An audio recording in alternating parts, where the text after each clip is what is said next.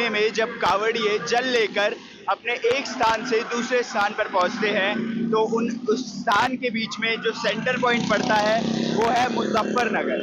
ये वही मुजफ्फरनगर है जो पिछले कई दिनों से चर्चाओं में रहा है, चाहे यहाँ कावड़ियों द्वारा की गई तोड़फोड़ हो या फिर कुछ ऐसी चीज़ें रही हो जो मुजफ्फरनगर से जुड़ी हुई हैं।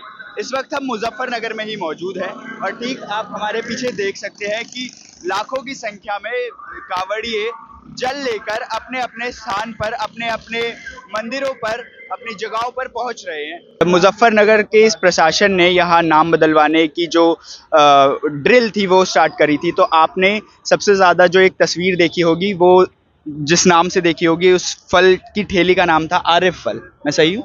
तो आपकी ही वो ठेली थी फल की? आरिफ फल की ठेली। तो आरिफ आपका ही नाम है जी। तो अब आप आरिफ भाई आप ये बताओ कि कितने टाइम से आप वो फल की ठेली लगा रहे थे और अभी आप क्या कर रहे हो? हम तो 15-20 साल से लगा हुए। अच्छा, तो अभी फिलहाल क्या चल रहा है? अब तो फिलहाल बंद है। फिलहाल बंद है। कितने दिन से बंद है? 15-1 दिन का बंद है। तो 15-1 दिन से आपके पास कमाई का कुछ साधन नहीं है? हाँ, 10-8 दिन से बंद ही है बस। तो इससे काफी परेशानी होती होगी?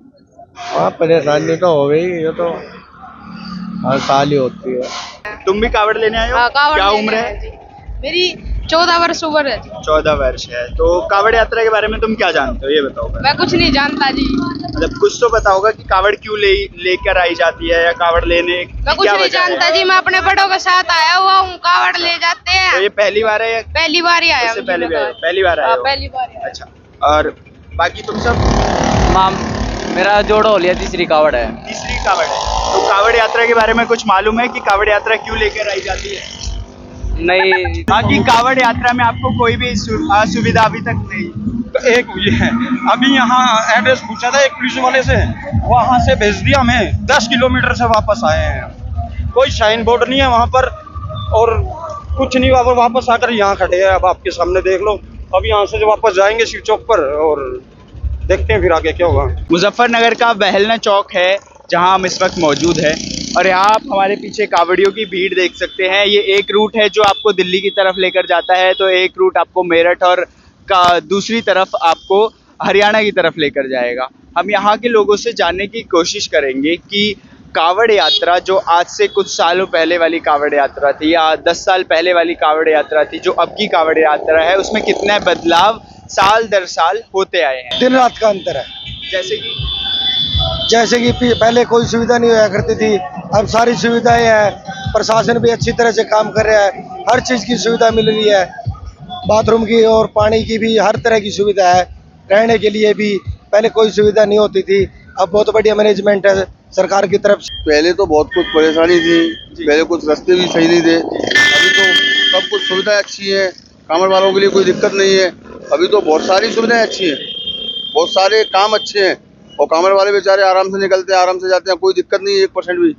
और जिस तरह से आरोप लगते हैं कावड़ यात्रियों पे कि कावड़ यात्री ज़्यादातर तोड़फोड़ करते हैं कई जगहों पर, हमने देखा भी, कई वीडियोस भी हमारे सामने हर साल आती हैं, तो वो किस हद तक सही है आपके लिए? नहीं, वो तो देखो, जो आरोप तो कोई भी कुछ भी लगा सकता है। कांवड़ यात्रियों को बेचारों को क्या परेशानी है, तो तोड़फोड़ करेंगे, किसी की नुकसान करेंगे, क्यों करेंगे? वो तो अपने भगवान के भक्त हैं, अपने जल भरने आए हैं, जल भर के चले जाएंगे। उनको किसी को घर तो बनाना नहीं है यहाँ पे, कि यहाँ पे रहना हो तो वो तोड़फोड़ करेंगे। उनको क्या मतलब तोड़फोड़ करने से? आपने आरोप बोल दिया, लेकिन आरोप के पीछे का कारण कुछ जानने की कोशिश की कहीं कि भाई अगर ऐसा कहीं कुछ हुआ है तो उसकी वजह क्या है? देखिए, आपके सामने हजारों कावड़िए जा चुके हैं, इनमें से एक न कोई भी कुछ उभर गया है, कोई नारा लगाया हो, कोई कुछ किसी को कुछ गलत बोला हो, कुछ नहीं किया ना। ऐसा ना, अगर इनके साथ कोई गलत कुछ करेगा तो इनका हक बनता है कि ये भी जवाब दें। वो खुद को ही वो करें, मैनेजमेंट में लेके आए, ये नहीं भाई आप दूसरे के ऊपर सौंपे। खुद की भी जिम्मेवारी होती है कुछ अपनी, तो मतलब उसके लिए कावड़ यात्री को खुद पर भी ध्यान रखना चाहिए इसमें। देखो, वो कोई बंदे की कमी होती है आदमी की, ऐसा कोई नहीं रोकता टोकता। हमने 12 साल हो गया, आज लग मारा कोई सिस्टम नहीं हुआ है, ऐसी कोई दिक्कत नहीं होती। मैं गंदा करूंगा तो मेरे साथ भी पब्लिक गंदा करेगी।